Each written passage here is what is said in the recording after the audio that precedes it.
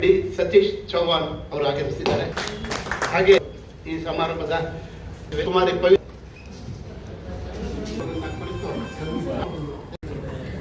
ವಂದನೆ ನಂಬಿದವರ ಪಾಲಿನ ಕಲ್ಪತರು ನೀನೇ. ವರ್ಷಗಳಿಂದ ನಿರಂತರವಾಗಿ ಸಮಾಜದ ಏಳಿಗೆಗೆ, ಸಮಾಜಕ್ಕೆ ವಿಶಿಷ್ಟ ಕೊಡುಗೆ ಕೊಟ್ಟಂತಹ ಮಹನೀಯರು ಮತ್ತು ಮಹಿಳೆಯರನ್ನ ಆಯ್ಕೆ ಮಾಡಿ ಅವರಿಗೆ ಧ್ವನಿಪಟ್ಟ ದಣಿ ಪ್ರಶಸ್ತಿ ಕೊಡುವ ಒಂದು ಸುವ್ಯವಸ್ಥಿತವಾದ ಕಾರ್ಯಕ್ರಮವನ್ನು ಆರ್ಯ ಅಮರನಾಥ ರಾಜರ್ಸ್ ಅವರ ಸಾರಥ್ಯದಲ್ಲಿ ದೇವರಾಜ ಅರಸನವರು ಅವರ ಮುಖ್ಯಮಂತ್ರಿ ಆಗಿದ್ದಾಗ ಯಾರು ಧ್ವನಿ ಇಲ್ಲದವರಿಗೆ ಧ್ವನಿ ಕೊಟ್ಟ ದಣಿ ಆಗಿದ್ರು, ಆ ಒಂದು ಟೈಟಲ್ ಇಟ್ಕೊಂಡು ನಾವು ಸುಮಾರು 40 ವರ್ಷಗಳಿಂದ ವರ್ಷಗಳವರೆಗೆ ಮೈಸೂರಿಗೆ ಚಿರಪರಿಚಿತರು. ಟ್ರಾಫಿಕ್ ಮತ್ತೆ ಸುವ್ಯವಸ್ಥೆ ವೇದಿಕೆ ಪರವಾಗಿ ಸ್ವಾಗತವನ್ನು ಕೋರ್ತಾ ಇದ್ದೇನೆ.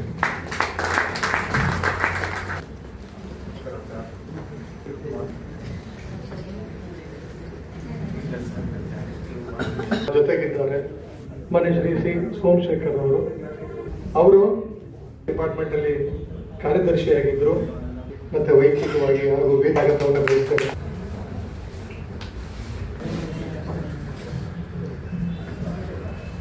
ಅವರ ಕುರಿತು ಅವರ ಕೊಡುಗೆಗಳ ಬಗ್ಗೆ ಮಾತಾಡೋದು ಇನ್ನೊಬ್ಬರು ನಮ್ಮ ಅಮ್ಮವರೇ ಆದ ಮಾನ್ಯ ಪ್ರೊಫೆಸರ್ ಭ್ರಮರ ಬಹದ್ದೂರ್ ಅವರು ಬಂದಿದ್ದಾರೆ.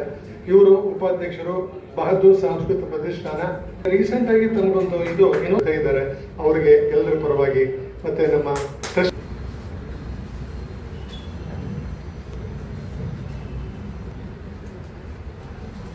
ಈ ಕಾರ್ಯಕ್ರಮಕ್ಕೆ ಅಧ್ಯಕ್ಷತೆ ವಹಿಸಲು ಒಪ್ಪಿ ಬಂದಿರತಕ್ಕಂಥ ಮನೆ ಶ್ರೀ ಡಾಕ್ಟರ್ ಡಿ ಸತೀಶ್ ಚೌಹಾಣ್ ಇವರು ಖ್ಯಾತ ವಾಸ್ತು ತಜ್ಞರು ಮತ್ತು ಶಿವಯುಗಾಚಾರ್ಯ ರಾಜ್ಯೋತ್ಸವ ಮತ್ತು ಮಾಧ್ಯಮ ಅಕಾಡೆಮಿ ಪ್ರಶಸ್ತಿಗಳು.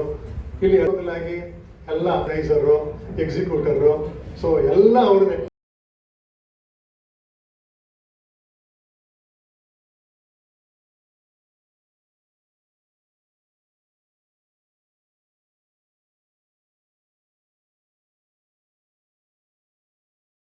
ಗಣ್ಯರನ್ನ ಆಯ್ದು ಅವರನ್ನು ಒಪ್ಪಿಸ್ಕೊಡ್ತಾನೆ. ಮತ್ತೆ ಈಗ ನಮ್ಮ ಸ್ಥಾಪಕ ಅಧ್ಯಕ್ಷರು ಶಿಕ್ಷಣ ಸೇವಾ ಸಂಸ್ಥೆ ಮಾನ್ಯ ಶ್ರೀ ಬಿ ವೆಂಕಟರಾಮಯ್ಯ ಅವರಿದ್ದಾರೆ. ಅವರು ವಿಶ್ರಾಂತಿ ಪಿ ಚಂದ್ರಶೇಖರ್ ಅವರು ಬರಬೇಕಾಗಿತ್ತು. ಅವರು ರಾಮನ್ರಾವ್ ಬೇಕಲ್ ಸಂಸ್ಥಾಪಕ ನರಸಿಂಹನ್ ನಮ್ಮವರು ಪತ್ರಕರ್ತರು, ಹಿರಿಯ ಪತ್ರಕರ್ತರು, ಮೈಸೂರು ಮಿತ್ರ ಸ್ಟಾರ್ ಆಫ್ ಮೈಸೂರಲ್ಲಿ ಈಗ ರಮೇಶ್ ಸೊ ಏನೋ ಗುಬ್ಬಿ ಅನ್ನೋದು ಮಿಸ್ ಮಾಡಿ ನಮ್ಮ ಈ ಒಂದು ಕಾರ್ಯಕ್ರಮಕ್ಕೆ ನಮ್ಮ ಇಂಡಸ್ಟ್ರೀಸ್ ಕಾಮರ್ಸ್ ಅಧ್ಯಕ್ಷ ಅವರು ಬಂದಿದ್ದಾರೆ. ಶ್ರೀನಿವಾಸ್ ಬಹದ್ದೂರ್ ಅವರು, ಹಾಗೆ ನಮ್ಮ ವಿಶ್ವದೇವ್ನವರು ಬಂದಿದ್ದಾರೆ. ಹಾಗೆ ನಮ್ಮ ಈ ಬಹದ್ದೂರ್ ಕುಟುಂಬದ ಸುಮಾರು ಒಂದು ಜನ ಬಂದಿದ್ದಾರೆ ಇಲ್ಲಿ. ಸೊ ನಮ್ಮ ಕನ್ನಡ ಸಾಹಿತ್ಯ ಪರಿಷತ್ತಿನ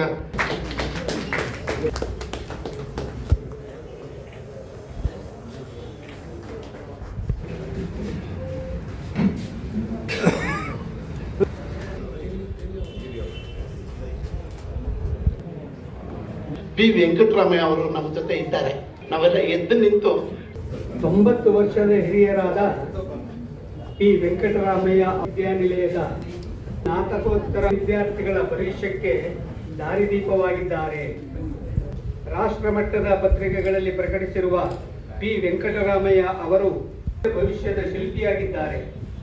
ಹಲವಾರು ಸಂಘದ ಸಂಪೂರ್ಣವಾದ ರಕ್ಷಣೆಯನ್ನು ನೀಡುತ್ತಾ ಕನ್ನಡದ ಕಹಳೆಯನ್ನ ವಿಶೇಷವಾಗಿ ಪ್ರಕಟಣೆ ಹೋಗಿ ಒಂದು ಕೆಲಸ ಇದ್ದು ಶುಲ್ಕವಿಲ್ಲದೆ ಭೋಜನ ಮಾಡಿಕೊಡ್ತಾ ಇದ್ದಾರೆ. ಅದಕ್ಕಾಗಿ 4 ಕಟ್ಟಡ ಜಾಗದಿಂದ ಮತ್ತೆರಡು ರೂಮುಗಳ ಉದ್ದದೀಪಿ ಆಗಿದೆ. ಅವರನ್ನ ನಮಸ್ಕಾರ, ಶುಭ ಸಂಜೆ. ದಣಿ ಪ್ರಶಸ್ತಿಗೆ ಭಾಜನರಾಗಿರುವ ಮಾನ್ಯ ಶ್ರೀ ವಾಮನರಾವ್ ಬೇಕಲ್ ಅವರ ಚುಟುಕು ಪರಿಚಯ.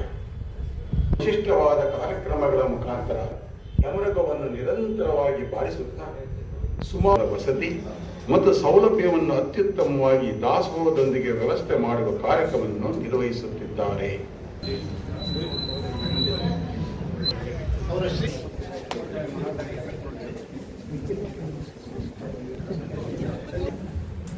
ಬಾಪು ನಾಡಿದ ಮಹಾಪ್ರಭುಗಳಾದ ರಾಜು ಅಂದರೆ ಒಪ್ಪಿಸ್ಬೇಕಾದ್ರೆ ಅಮರನಾಥ ರಾಜರ್ಸ್ ಅವರ ಅಷ್ಟಿಷ್ಟಲ್ಲ. ಇವತ್ತು ಅವ್ರ ಬಗ್ಗೆನೇ ನಾಳೆ ಪತ್ರಿಕೆಗಳಲ್ಲಿ ಬರೆಯುವಂತ ಒಂದು ಅವಕಾಶ ನಮಗೆ ನಮಸ್ಕಾರಗಳು. ವೇದಿಕೆಯ ದಣಿ ಪ್ರಶಸ್ತಿಗೆ ಭಾಜನರಾಗಿರುವ ಬಾಪು ಲಿಂಗರಾಜ ಅರಸ್ ಅವರ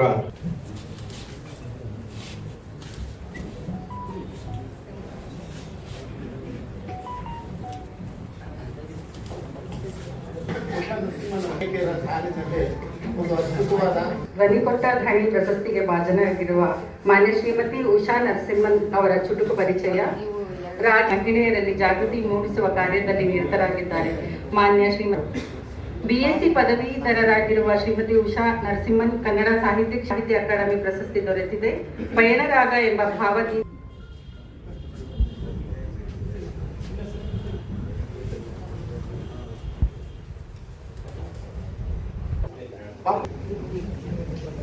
ಗುಬ್ಬಿಯವರ ಒಂದು ಪರಿಚಯ. ವರ್ಷಗಳ ಹಿಂದೆ ಇದೇ ವೇದಿಕೆಯಲ್ಲಿ ಪದ್ಮಶ್ರೀ ಡಾಕ್ಟರ್ ದೇಜಗೌಡ್, CPK ಮುಂತಾದವರುಗಳಿಂದ ಮುನ್ನುಡಿ ಮತ್ತು ಪ್ರಶಂಸೆಯನ್ನು ಬರೆಸಿಕೊಂಡಿದ್ದ ಮನೆ ಗುಬ್ಬಿ. ನಾವೇನು ಅಂತ ಕೇಳಿದ್ರಲ್ಲ, ಅವತ್ತು ಒಬ್ಬ ಡೈರೆಕ್ಟರ್ ಬಂದಿದ್ರು, ಕೈಗಾರ ಡೈರೆಕ್ಟರ್. ಅವರ ಬಗ್ಗೆ ನಾನು ಹೇಳಿದೆ, ಕೈಗಾರ ಗುಬ್ಬಿ ಅಂತ ಹೇಳಿ, ಇದು ಗುಬ್ಬಿ ಅಲ್ಲ, ಮುಂದೆ ಗರುಡ ಆಗುತ್ತೆ ಅಂತ. ಇವತ್ತು ಆ ಮಾತು ಸತ್ಯ ಆಗಿದೆ. ಅವರು ಒಪ್ಕೋತಾರೆ, ನಾನಂತೂ ಇದು ಗಲ್ಲ ಚಿಕ್ಕದು ಸಹ ದೊಡ್ಡ ಗಲ್ಲ ಆಗಬೇಕು. ಅವರ ಪರಿಚಯವನ್ನ ಈಗ ನಮಸ್ಕಾರಗಳು.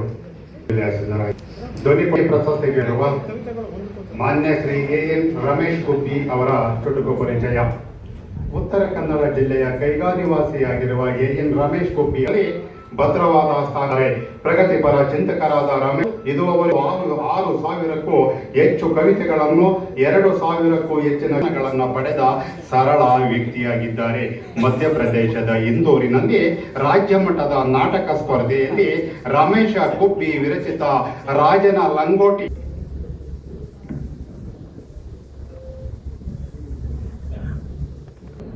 ರಚನೆಯಲ್ಲಿ ಪ್ರಶಸ್ತಿ ಪುರಸ್ಕೃತರಾಗಿರ್ತಕ್ಕಂಥ ವೀರಭದ್ರ ಆಂದಲೆ ದಯವಿಟ್ಟು ವೇದಿಕೆ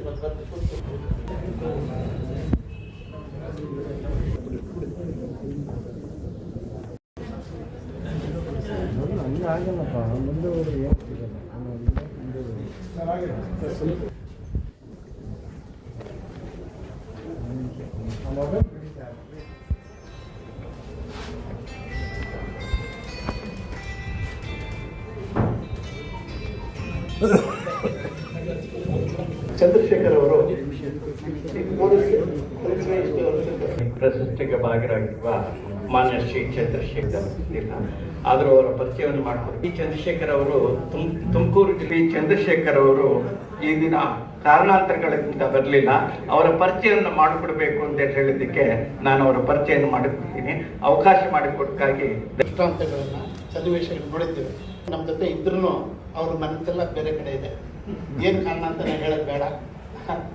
ಆದರೂ ವ್ಯಾಕುಲತೆ ಪಡೆದಿದ್ದೀರಾ ಸಿವೋಡಿನಲ್ಲಿ. ಆದಷ್ಟು ಬೇಗ ಇನ್ನೂ ಉನ್ನತ ಸ್ಥಾನಕ್ಕೆ ಏರಿ ಅಂತೇಳಿ ನಾವೆಲ್ಲರೂ ಒಕ್ಕಲಿಂದ ಸೇವಾ ಟ್ರಸ್ಟ್ ಮೈಸೂರು ಇವರು ಏರ್ಪಾಡು ಮಾಡಿರುವಂತಹ ದೇವರಾಜ್ ಅರಸೂರ್ ಅವರ 111ನೇ ಹುಟ್ಟುಹಬ್ಬದ ಈ ಸಮಾರಂಭದಲ್ಲಿ ಧ್ವನಿ ಕೊಟ್ಟ ದಣಿ ಪ್ರಶಸ್ತಿಯ ಇರುವಂತಹ ಈ ಸಮಾರಂಭದಲ್ಲಿ ಅಧ್ಯಕ್ಷತೆಯನ್ನ ವಹಿಸಿರುವಂತಹ ಮಾನ್ಯ ಶ್ರೀ ಡಾಕ್ಟರ್ D ಸತೀಶ್ ಚವಾಣ್ ಅವರೇ, ಕಾರ್ಯಕ್ರಮದಲ್ಲಿ ಸೇರಿರ್ತಕ್ಕಂತಹ ಶ್ರೀ C ಸೋಮಶೇಖರ್ ಸರ್ ಅವರೇ, ಹಾಗೆ ಮೇಡಮ್ ಈಗ ಸರ್ ಕರೆಕ್ಟ್ ಆಗಿ ಹೇಳಿರೋ ಹಾಗೆ ನೋಡಿ, ಇಷ್ಟೊಂದು ಅನುಭವವನ್ನು ಹೊಂದಿರತಕ್ಕಂತಹ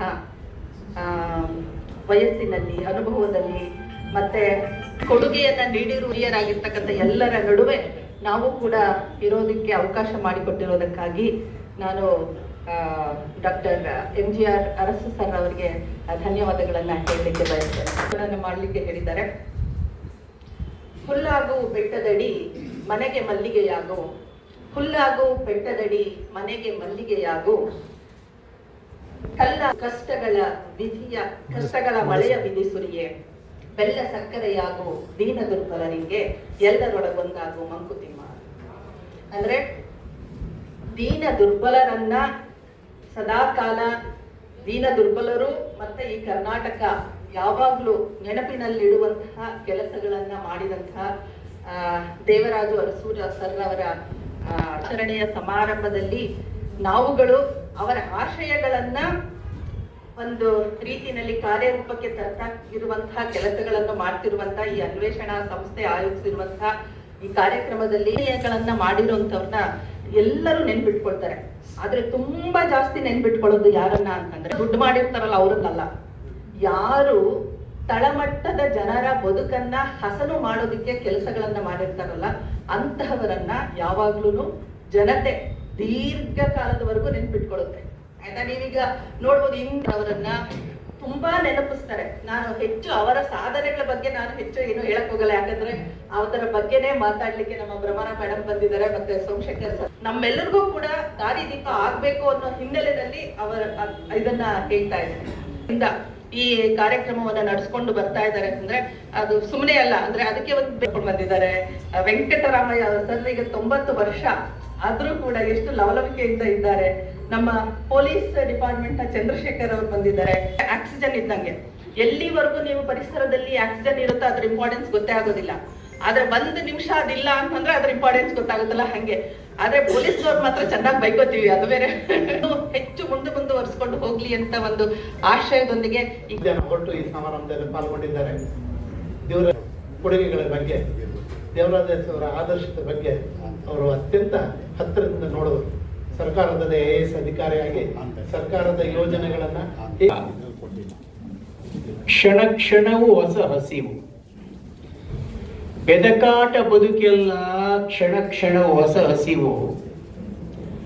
ಅದಕ್ಕಾಗಿ ಇದಕ್ಕಾಗಿ ಮತ್ತೊಂದಕ್ಕಾಗಿ ಅಧಿಕಾರ, ಕೀರ್ತಿ, ಸಿರಿ, ಸೊಗಸುಗಳ ನೆನೆಯುತ್ತ ಕುದಿಯುತ್ತಿಹುದು ಆತ್ಮ ಮಂಕುತಿಮ್ಮ ಅನ್ನುವ ಕವಿವಾಣಿಯನ್ನ ಸ್ಮರಿಸಿಕೊಳ್ತಾ ಸಮುದಾಯಕ್ಕೆ ತೃಪ್ತಿಯನ್ನ, ನೆಮ್ಮದಿಯನ್ನ, ಸಂತಸವನ್ನ ತಂದುಕೊಡುವಂತಹ ಒಂದು ದಿವ್ಯ ಸಾಧನವೇ ಈ ಸಾಹಿತ್ಯ, ಸಂಸ್ಕೃತಿ, ಕಲೆ.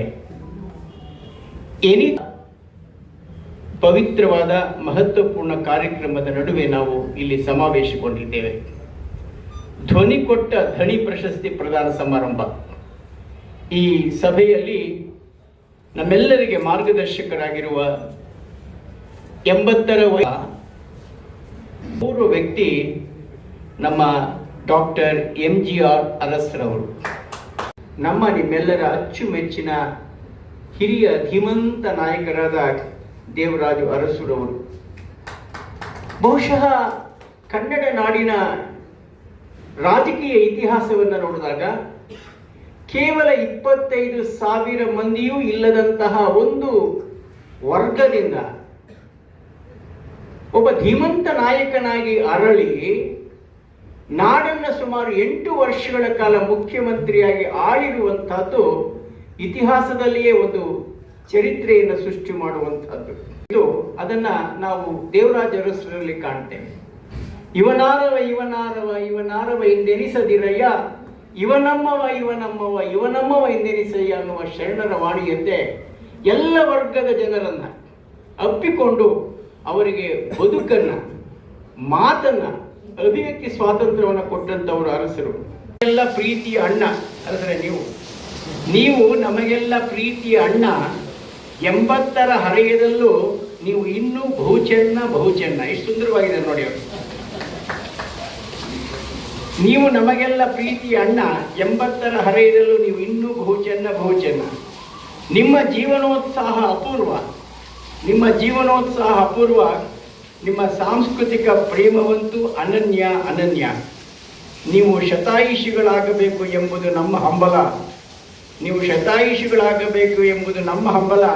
ಅದಕ್ಕೆ ಖಂಡಿತ ಇದೆ ಆ ಭಗವಂತನ ಬೆಂಬಲ. ನಿರಂತರವಾಗಿ ಪ್ರಾಧ್ಯಾಪಕರಾಗಿ ಕೆಲಸ ಮಾಡಬಹುದು. ಚಿಂತಕರು ಮಹಿಳೆಯರ ಅಭಿವೃದ್ಧಿಗಾಗಿ ಅನೇಕ ಯೋಜನೆಗಳನ್ನ ಬಹದ್ದೂರ್ ಸಂಸ್ಥಾನದ ಮುಖಾಂತರ ಜಾರಿಗೆ ತಂದಿದ್ದಾರೆ. ಗಣ್ಯರು ಎಂಟಾಸದಲ್ಲಿ ಬಹಳ ವರ್ಣರಂಜಿತವಾದಂತಹ ಹೆಸರು ಅಂತಂದ್ರೆ ದೇವರಾಜ. ಅದ್ ಮುಂಚೆ ಇನ್ನೊಂದು ಮಾತು ಹೇಳಬೇಕು. ಸೋಮಶೇಖರ್ ಅವರು ಒಂಥರ ಕರುಣಾನಂದಕರವಾಗಿರುವಂತಹ ಭಾಷಣವನ್ನು ಮಾಡಿದ್ದಾರೆ. ನಮಗೆ ಕಗ್ಗನ ಪದೇ ಹೇಳ್ತಾ ಬಹಳ ಸ್ವಾರಸ್ಯಕರವಾಗಿ ಅವ್ರ ಭಾಷಣ ಕೇಳೋದು ಅಂತಂದ್ರೆ ನಮಗೆ ಬಹಳ ಸಂತೋಷ. ಯಾಕೆಂತಂದ್ರೆ ಅವರು ಕೋಟ್ ಮಾಡೋ ಒಂದೊಂದು ಇದೆಯಲ್ಲ, ಅದು ನಮ್ಮನ್ನ ಒಂದು ರೀತಿ ಚಿಂತನೆಗೆ ಒಳಪಡಿಸುತ್ತೆ. ಅದ್ರ ಬಗ್ಗೆ ಯೋಚನೆ ಮಾಡೋಣ ಪದೇ ಪದೇ ಅಂತ ಹೇಳಿ ಅನ್ಸುತ್ತೆ. ಅಂತಹ ಭಾಷಣಕಾರರು, ಒಂದು ವರ್ಣರಂಜಿತ ಹೆಸರು ದೇವರಾಜ ಅರಸರವರು. ಅವರು ಒಬ್ಬ ಅಧ್ಯಕ್ಷ ಸ್ಥಾನ, ಗ್ರಾಮ ಅಧ್ಯಕ್ಷ ಸ್ಥಾನದಿಂದ ಪಂಚಾಯಿತಿ ಅಧ್ಯಕ್ಷರಾಗಿ, ಶಾಸಕರಾಗಿ, ಸಚಿವರಾಗಿ, ಆಮೇಲೆ ಮುಖ್ಯಮಂತ್ರಿಯಾಗಿ ಕರ್ನಾಟಕದಲ್ಲಷ್ಟೇ ಅಲ್ಲ ರಾಷ್ಟ್ರದುದ್ದಕ್ಕೂ ಅವರ ಹೆಸರನ್ನ ಪ್ರಚಾರ ಮಾಡ್ಕೊಂಡು ಬಂದಿರೋದು. ಅಂದ್ರೆ ಅವ್ರ ಹೆಸರು ಗಳಿಸಿರೋದು ಆ ದೇಶದಿಂದ ಹೊರ ದೇಶಕ್ಕೂ ಕೂಡ ಅವರ ಹೆಸರು ಖಂಡಿತವಾಗಿಯೂ ಹೋಗಿದೆ. ಇವತ್ತಿಗೂ ಕೂಡ ಹೊರ ದೇಶಗಳಲ್ಲಿ ಅವರ ಹೆಸರನ್ನ ಅನೇಕ ಜನ ನೆನೆಸ್ಕೊಳ್ತಾರೆ. ಅವರ ವಿದ್ಯಾಭ್ಯಾಸ ಬೆಂಗಳೂರಿನ ಸೆಂಟ್ರಲ್ ಕಾಲೇಜಿನಲ್ಲಿ ಮುಗಿಸಿದ ಮೇಲೆ ಅವರಿಗೆ ವಾಪಸ್ಸು ಹಳ್ಳಿಗೆ ಹೋಗ್ಬಿಡ್ಬೇಕು ಅಂತ ಇಷ್ಟ ಆಯ್ತು. ಯಾಕೆಂದ್ರೆ ಅವರ ಜೀವ ಇದ್ದಿದ್ದು ಗ್ರಾಮೀಣ ಸಮಾಜದಲ್ಲಿ, ಗ್ರಾಮದಲ್ಲಿ. ಅವರಿಗೆ ಗ್ರಾಮ ಅಂದ್ರೆ ಬಹಳ ಇಷ್ಟ. ವ್ಯವಸಾಯ ಅಂತಂದ್ರೆ ಅವ್ರಿಗೆ ತೃಪ್ತಿ ಕೊಡುವಂತಹ ಕಸುಬು ಅವರದು. ಅದಕ್ಕೆ ಅವರನ್ನು ಮಾದರಿ ರೈತ ಅಂತ ಕೂಡ ಕರೆದಿದ್ದಾರೆ. ಕಲ್ಲಹಳ್ಳಿಯಲ್ಲಿ ಅವರು ಇದ್ದಂತಹ ಸಮಯದಲ್ಲಿ ಔಪಚಾರಿಕ ಶಿಕ್ಷಣ ವಿಧಿ ಇಲ್ಲ, ಮಾಡಲೇಬೇಕಾಯ್ತು. ಒಂದು ಗ್ರಾಜುಯೇಟ್ ಅನ್ನೋದು ಬೇಕಿತ್ತು. ಅದಕ್ಕೆ ಬೆಂಗಳೂರಿಗೆ ಬಂದ್ರು, ಗ್ರಾಜುಯೇಟ್ ಆದ್ರು. ಅದಲ್ಲದೆ ಅವರ ಆಸಕ್ತಿ ಎಲ್ಲೆಲ್ಲಿ ಇತ್ತು ಅಂತಂದ್ರೆ ವ್ಯಾಯಾಮದಲ್ಲಿ ಆಸಕ್ತಿ, ಸಾಹಿತ್ಯದಲ್ಲಿ, ಸಂಗೀತದಲ್ಲಿ, ಚಿತ್ರಕಲೆಯಲ್ಲಿ. ಅಷ್ಟೇ ಅಲ್ಲ, ಅವರು ನಾಟಕ ಕ್ಷೇತ್ರದಲ್ಲೂ ಕೂಡ ಬಹಳ ಪರಿಣತರಾಗಿದ್ರು. ಎಷ್ಟೋ ಸಂದರ್ಭದಲ್ಲಿ ಅವ್ರಿಗೆ ಸಿನಿಮಾದಲ್ಲಿ ಆಕ್ಟ್ ಮಾಡ್ಬೇಕು, ಅವ್ರ ಬ್ರದರ್ ಕೆಂಪರಾಜರು ಹೀಗಿದ್ರು, ಸಿನಿಮಾದಲ್ಲಿ ಇದ್ರು. ಇವ್ರಿಗೂ ಕೂಡ ಆ ಒಂದು ಅವಕಾಶ ದೊರಕಿದಾಗ, ಇಲ್ಲ ನನಗೆ ಬೇಡ, ನಾನು ಸಮಾಜಕ್ಕೆ ಏನಾದರೂ ನನ್ನ ಕೊಡುಗೆಯನ್ನ ಕೊಡ್ಲೇಬೇಕು, ನಾನು ಈ ಹಳ್ಳಿಯಲ್ಲೇ ನನ್ನ ವಾಸ್ತವ್ಯವನ್ನ ಇಟ್ಕೊಳ್ಬೇಕು ಅನ್ನೋದು ಅವ್ರಿಗೆ ಬಹಳ ಆಸೆ ಇತ್ತು. ಅಂತ ಹೇಳಕ್ಕಾಗಲ್ಲ, ನಮ್ಮ ವಿಧಿ ಎಲ್ಲಿಂದೆಲ್ಲಿಗೆ ಕರ್ಕೊಂಡು ಹೋಗುತ್ತೆ ಅಂತ. ಆ ಸಂದರ್ಭದಲ್ಲಿ ಅವರು ವಿಧಿ ಇಲ್ಲದೆ ಸಾವುಕಾರ ಚೆನ್ನಯ್ಯನವರು ಅವ್ರಿಗೆ ರಾಜಕೀಯ ಗುರು, ಅವರು ಇವರನ್ನ ಮೆಲ್ಲಿಗೆ ನಿಧಾನವಾಗಿ ರಾಜಕೀಯ ಕ್ಷೇತ್ರಕ್ಕೆ ಕರ್ಕೊಂಡು ಬರ್ತಾರೆ. ಅವರು ಸಾಹಿತ್ಯ ಪ್ರೇಮ ಎಷ್ಟು ಮಟ್ಟಿಗಿದೆ ಅಂತಂದ್ರೆ ಇತ್ತು ಅಂದ್ರೆ ಒಂದ್ಸಲ ಅವರು ಹೇಳ್ತಾರೆ, ಈ ಸಾಹಿತ್ಯದ ಸಂಸರ್ಗವಿಲ್ಲದಂತಹ ಮನುಷ್ಯನ ಬದುಕು ಒಂದು ರೀತಿ ಪ್ಲಾಸ್ಟಿಕ್, ಅದೇ ಸುಗಂಧರಹಿತ ಪ್ಲಾಸ್ಟಿಕ್ ಮಲ್ಲಿಗೆ ಹೂ ಇದ್ದಂಗೆ ಅಂತ ಹೇಳ್ತಾರೆ. ಒಂದು ಸಂದರ್ಶನದಲ್ಲಿ ಹೇಳಿದ್ದಾರೆ, ಈ ಸಾಹಿತ್ಯ ಅನ್ನೋದು ಪ್ರತಿಯೊಬ್ಬ ಮನುಷ್ಯನಿಗೂ, ಎಲ್ಲರೂ ದೊಡ್ಡ ದೊಡ್ಡ ಸಾಹಿತಿಗಳಾಗಬೇಕು ಅಂತಿಲ್ಲ, ಅದ್ರ ಬಗ್ಗೆ ಒಂದು ಒಲವು, ಅದರ ಒಂದು ಒಡನಾಟ ಇದ್ರೆ ಸಾಕು, ಆ ಮನುಷ್ಯನ ಬದುಕು ಸಾರ್ಥಕವಾಗತ್ತೆ. ಅಂತಹ ಒಂದು ಆಸಕ್ತಿ ದೇವರಾಜ ಅರಸು ಅವರಿಗೆ ಸಾಹಿತ್ಯದಲ್ಲೂ ಕೂಡ ಇತ್ತು. ಇವರು ಒಬ್ಬ ಮಾದರಿ ಕೃಷಿಕನಾಗಿ ದುಡಿಮೆಯೇ ದೇವರು, ಉದ್ಯೋಗಂ ಪುರುಷ ಲಕ್ಷಣಂ ಅನ್ನೋದು ಅವರ ತತ್ವ ಆಗಿತ್ತು. ಆದ್ರೆ ಅವ್ರ ಉದ್ಯೋಗ ಏನಿದ್ರು ಅವರ ಗ್ರಾಮಕ್ಕೆ ಮಾತ್ರ ಸೀಮಿತವಾಗಿರಬೇಕು ಅನ್ನೋದಿತ್ತು. ಅದಕ್ಕೆ ಒಂದು ಉದಾಹರಣೆ ಹೇಳ್ತೇನೆ. ಒಂದು ಸಲ ಅವರು ಅವರ ಗ್ರಾಮಸ್ಥರಿಗೆ ಎಷ್ಟು ಅವರ ಬಗ್ಗೆ ಕಳಕಳಿಯ ಭಾವನೆ ಇತ್ತು ಅಂತಂದ್ರೆ, ಒಂದ್ಸಲ ಅವರು ಹೊಲಕ್ಕೆ ಹೋಗ್ತಾ ಇರ್ತಾರೆ, ಹೆಗಲ ಮೇಲೆ ನೇಗಿಲಿಟ್ಕೊಂಡು, ಎರಡು ದನ ಕೈಲಿ ದನಗಳನ್ನ ಇಟ್ಕೊಂಡು ಹೋಗ್ತಾ ಇರ್ತಾರೆ. ಒಬ್ಳು ಹರಿಜನ ಮಹಿಳೆ ದಾರಿಲಿ ಸಿಗ್ತಾಳೆ. ಅವಳು ಬುದ್ಯಾರ ಗೌರಿಯಮ್ಮ ಎಂದ ಅಂತ ಕೇಳ್ತಾಳೆ. ಬುದ್ಯಾರ ಅಮ್ಮಣ್ಣಿ ಅನ್ನೋದು ಅಲ್ಲಿ ಸಾಮಾನ್ಯವಾದ ಪದ ಅಲ್ವಾ. ಬುದ್ಯಾರ ಯಾವತ್ತ ಗೌರಿಯಮ್ಮ ಅಂತ. ಪಾಪ ಅವ್ರಿಗೆ ಗೊತ್ತಿರೋದಿಲ್ಲ ಹಬ್ಬ ಯಾವತ್ತು ಅಂತ. ತಕ್ಷಣ ಏನ್ ಮಾಡ್ತಾರೆ, ಆ ನೇಗಿಲನ್ನ ಕೆಳಗಿಟ್ಬಿಟ್ಟು ಆ ದನಗಳನ್ನ ಪಕ್ಕದಲ್ಲಿರೋ ಒಂದು ಮರಕ್ಕೆ ಕಟ್ಬಿಟ್ಟು ವಾಪಸ್ ಮನೆಗೆ ಹೋಗ್ತಾರೆ. ಮನೆಗೆ ಹೋಗಿ ಪಂಚಾಂಗ ತೆಗೆದು ಯಾವತ್ತು ಡೇಟ್ ನ ನೋಡ್ಕೊಂಡು ವಾಪಸ್ ಬಂದು ಆ ಹರಿಜನ ಮಹಿಳೆಗೆ ಹೇಳ್ತಾರೆ. ಅವ್ರು ಹೇಳ್ತಾ ಇರ್ಬೋದಿತ್ತ, ಯಾರ್ದಾರು ಕೇಳಿ ಹೋಗಮ್ಮ ಅಂತ ಹೇಳ್ಬೋದಿತ್ತು ಅಲ್ವಾ. ಹೇಳಲಿಲ್ಲ ಅವರು. ಅವ್ರಿಗಂಥ ಕಳಕಳಿ ಪ್ರತಿಯೊಬ್ಬ ಗ್ರಾಮಸ್ಥನ ಬಗ್ಗೆಯೂ ಕೂಡ. ಇದು ಅವರ ಇಲ್ಲದಂತಹ ಒಂದು ಅನ್ನವೂ ಕೂಡ ನನ್ನದಲ್ಲ. ಕಳಕಳಿಗೆ ಏನಂದ್ರೆ, ಅವ್ರಿಗೆ ವಿವಾಹ ಯೋಗ್ಯ ವಯಸ್ಸಾಗತ್ತೆ. ಜಯಚಾಮರಾಜ ಒಡೆಯರವರ ಸಹೋದರಿಯನ್ನ ಅವರಿಗೆ ಕೊಡಬೇಕು ಅಂತ ಮಾತುಕತೆ ನಡೆಯುತ್ತೆ. ಎರಡು ಕುಟುಂಬಗಳ ನಡುವೆ. ಆದರೆ ಅವರು ಅದನ್ನ ನಯವಾಗಿ ನಿರಾಕರಿಸ್ಬಿಡ್ತಾರೆ. ಯಾಕೆ ಅಂತಂದ್ರೆ ಅರಮನೆಯ ಒಂದು ಬಂಧನಕ್ಕೆ ಸಿಕ್ಕಾಕೊಂಡ್ಬಿಟ್ರೆ ನಾನು ಸಮಾಜ ಸೇವೆ ಮಾಡೋದಕ್ಕಾಗಲ್ಲ. ಅಲ್ಲಿ ಕೆಲವು ನಿಯಮಗಳಿರುತ್ತೆ, ಅದನ್ನ ಪಾಲಿಸಲೇಬೇಕಾಗಿ ಬರುತ್ತೆ. ಆದ್ದರಿಂದ ನಾನು ತಪ್ಪಿಸ್ಕೊಳ್ಳೋಕೆ ಸಾಧ್ಯ ಇಲ್ಲ. ಸಮಾಜದ ಪ್ರತಿ ಜನಗಳ ಜೊತೆ ಬೆರೆಯೋದಕ್ಕೆ ಅಲ್ಲಿ ನನಗೆ ಸಾಕಷ್ಟು ಅವಕಾಶ ಸಿಗೋದಿಲ್ಲ ಅಂತ ಹೇಳ್ಬಿಟ್ಟು ಅಂತಹ ವಿವಾಹವನ್ನು ಅವರು ನಯವಾಗಿ ನಿರಾಕರಿಸಿ ಆಮೇಲೆ ಬೇರೆ ಕಡೆ ಚಿನ್ನಮಣಿಯವರನ್ನ ವಿವಾಹವಾಗ್ತಾರೆ. ಇದು ಘೋಷಣೆಗಳಲ್ಲಿ ರಾಜ ಏನಾಗಬೇಕು ಅಂತಂದ್ರೆ ಚುನಾಯಿತ ಸರ್ಕಾರ ಒಂದು ಪ್ರಾರಂಭವಾಗಬೇಕು. ಸರ್ಕಾರ ಸ್ವತಂತ್ರ ಭಾರತದ ಪ್ರಥಮ ಚುನಾವಣೆ ನಿಮ್ಗೆಲ್ಲ ಗೊತ್ತಿದೆ, 1952ರಲ್ಲಿ ಆಗಿರುವಂತಹ ಒಂದು ಅನುಭವ ಅಂತಂದ್ರೆ, ಅವರು ಮುಖ್ಯಮಂತ್ರಿ ಆಗಿದ್ದಕ್ಕೂ ನಾನು ಶಿಕ್ಷಣ ವೃತ್ತಿಯನ್ನ ಪ್ರಾರಂಭ ಮಾಡಿದ್ದು ಒಂದೇ ವರ್ಷ, 1972ರಲ್ಲಿ. ಅವರು ಎಜುಕೇಶನ್ ಮಿನಿಸ್ಟರ್ ಆಗಿದ್ರು. ತಕ್ಷಣನೇ ಅವರು ಅದನ್ನ ಈ ವೇತನ ಬಟವಾಡೆ ಅನ್ನೋದು ಬೇಡ ಅಂತ ಹೇಳಿ ಅಲ್ಲಿ ಚೆಕ್ ಸಿಸ್ಟಮ್ ಅನ್ನ ಪ್ರಾರಂಭ ಮಾಡಿದ್ರು. ಅವಾಗ ಯಾವುದಾದ್ರೂ ಒಂದು ತೀರ್ಮಾನವನ್ನ ಕೈಗೊಳ್ಳಬೇಕಾದ್ರೆ ಅತಿ ಶೀಘ್ರವಾಗಿ ತೀರ್ಮಾನವನ್ನ ಕೈಗೊಳ್ತಾ ಇದ್ರು. ಅದಕ್ಕೆ ಹಿಂದೆ ಮುಂದೆ ನೋಡ್ತಾ ಇರ್ಲಿಲ್ಲ. ಎಲ್ಲರನ್ನೂ ದೇವರಾಜ ಅರಸರವರ ಹೆಸರನ್ನ ಸೂಚಿಸ್ತಾರೆ. ಮತ್ತೆ ಕೆಲವರು ಗೊತ್ತೇ ಇದೆಯಲ್ಲ, ಇಲ್ಲ ಅದು ಹೇಗಾಗತ್ತೆ, ಅವ್ರು ನೋಡಿದ್ರೆ ಒಂದು ಮೈನಾರಿಟಿ ಗುಂಪಿಂದ ಬಂದಿರುವಂತಹ ವ್ಯಕ್ತಿ, ಇವರನ್ನ ಅಧ್ಯಕ್ಷರನ್ನಾಗಿ ಮಾಡ್ಬಿಟ್ರೆ ಮೇಲ್ವರ್ಗದವರೆಲ್ಲ ಏನ್ ಮಾಡ್ತಾರೆ, ಮೆದುವಾಗಿ ತಮ್ಮ ಅಭಿಪ್ರಾಯನ ವ್ಯಕ್ತಪಡಿಸ್ತಾರೆ. ಆ ಸಭೆ ಇಂದಿರಾ ಗಾಂಧಿ ಅವರು ಇರ್ತಾರೆ, ಆ ಸಭೆಯಲ್ಲಿ ಆಗಿರೋದು ಇದು. ಇವ್ರಿಗೆ ಮೈನಾರಿಟಿ ಅಂತ ಹೇಳಿದ ತಕ್ಷಣ ಎದ್ದು ನಿಂತ್ಕೊಂಡು ಒಂದು ಪರ್ಮಿಷನ್ ಕೇಳ್ತಾರೆ ಇಂದಿರಾ ಗಾಂಧಿ ಅವ್ರನ್ನ. ನಾನು ಮಾತಾಡಬಹುದಾ ಅಂತ ಕೇಳ್ತಾರೆ, ಪರ್ಮಿಷನ್ ಕೊಡ್ತಾರೆ. ಅವಾಗ ಇವ್ರು ಏನ್ ಹೇಳ್ತಾರೆ ಗೊತ್ತಾ, ನಾನು ಮೈನಾರಿಟಿ ಆದ್ರೆ ನೀವು ಸಹ ಮೈನಾರಿಟಿ ಅವರೇ ಅಲ್ವಾ ಅಂತ ಕೇಳ್ತಾರೆ ಇಂದಿರಾ ಗಾಂಧಿ ಅವರು. ಅಲ್ಲಿಗೆ ಸಭೆ ಮುಂದೂಡ್ಬಿಡ್ತಾರೆ. ಕೇಳ್ಕೊಳ್ತಾರೆ, ನನಗೆ ಯಾರೂ ನನಗೆ ಸಹಕಾರ ಕೊಡ್ತಾ ಇಲ್ಲ. ಇಡೀ ರಾಜ್ಯದಲ್ಲಿ ರಾಜ್ಯ ಪೂರ್ತಿ ಅವರು ಓಡಾಡಿ ಪಂಚಾಯಿತಿಗಳು ಎಲ್ಲ ಸಂಘ ಸಂಸ್ಥೆಗಳಲ್ಲಿ ಕೂಡ ಅವರು ವಿಷಯ ಸಂಗ್ರಹಣೆ ಮಾಡಬೇಕು ಅಂತ ಹೋದ್ರು. ಯಾರಿಂದಲೂ ಅವ್ರಿಗೆ ಯಾವಾಗ ಸಹಕಾರ ಸಿಗಲಿಲ್ವೋ ಆಗ ಅವರು ನ್ಯಾಯಾಂಗದ ಮೊರೆ ಹೋಗ್ತಾರೆ. ಸಿಎಂ ಅವ್ರನ್ನ ಅರಸರವ್ರನ್ನ ಕೇಳ್ಕೊತಾರೆ, ನೀವು ನನಗೆ ನ್ಯಾಯಾಂಗದ ಒಂದು ಶಕ್ತಿಯನ್ನ ಕೊಡಿ, ಕಾನೂನುಬದ್ಧವಾಗಿ ಮಾಡಿದ್ರೆ ಮಾತ್ರ ನಾವು ಏನಾದ್ರೂ ಸಾಧಿಸೋದಕ್ಕೆ ಸಾಧ್ಯ, ಇಲ್ಲದೆ ನಾವು ಹೀಗೆ ಇರ್ಬೇಕಾಗುತ್ತೆ, ನಾನು ಆಯೋಗದ ವರದಿಯನ್ನ ಸಲ್ಲಿಸೋದಕ್ಕೆ ಆಗೋದೇ ಇಲ್ಲ ಅಂತ ಹೇಳ್ಬಿಡ್ತಾರೆ. ಆದ್ರೆ ತಕ್ಷಣವೇ ಅವರು ಅದಕ್ಕೆ ಕಾನೂನಿನ ಒಂದು ರೂಪವನ್ನು ಕೊಟ್ಟ ಮೇಲೆ 3 ವರ್ಷದ ನಂತರ 1975ರಲ್ಲಿ ಆಯೋಗ ತನ್ನ ವರದಿಯನ್ನ ಸಲ್ಲಿಸುತ್ತೆ. ಮೊದಲ ಹೆಜ್ಜೆ ಈ ಅಲ್ಪಸಂಖ್ಯಾತರಿಗೆ, ಹಿಂದುಳಿದವರಿಗೆ ಮತ್ತೆ ದಲಿತರಿಗೆ ಅಹಿಂದ ಹೆಚ್ಚುವಲ್ಲ ಭೂಮಿ, ಮತ್ತೆ ಈ ದನಿ ಇಲ್ಲದವರಿಗೆ ದನಿ, ನೆಲೆ ಇಲ್ಲದವರಿಗೆ ನೆಲೆ, ಇವುಗಳಿಗೆ ಆಮೇಲೆ ಅವ್ರಿಗೆ ಎಲ್ಲ ಕಡೆಯಿಂದಲೂ ಒಂದು ಸಪೋರ್ಟ್ ಸಿಗ್ತಾ ಹೋಗುತ್ತೆ. ಹೆಚ್ಚಿನ ಕಂಠದ ಭಾಷಣಕಾರ, ಇಂಥ ಒಂದು ಮಹಾನ್ ವ್ಯಕ್ತಿಯ ಬಗ್ಗೆ ಮಾತಾಡೋದಕ್ಕೆ ನನಗೆ ಅವಕಾಶ ಮಾಡಿಕೊಟ್ಟಿದ್ದಕ್ಕಾಗಿ ಅನ್ವೇಷಣಾ ಟ್ರಸ್ಟ್ ವತಿಯಿಂದ HMT ಅವರು ಬೆಳಗ್ಗೆ ಮಾತಾಡ್ತಾರೆ. ನನ್ನ ಜೊತೆಯಲ್ಲಿ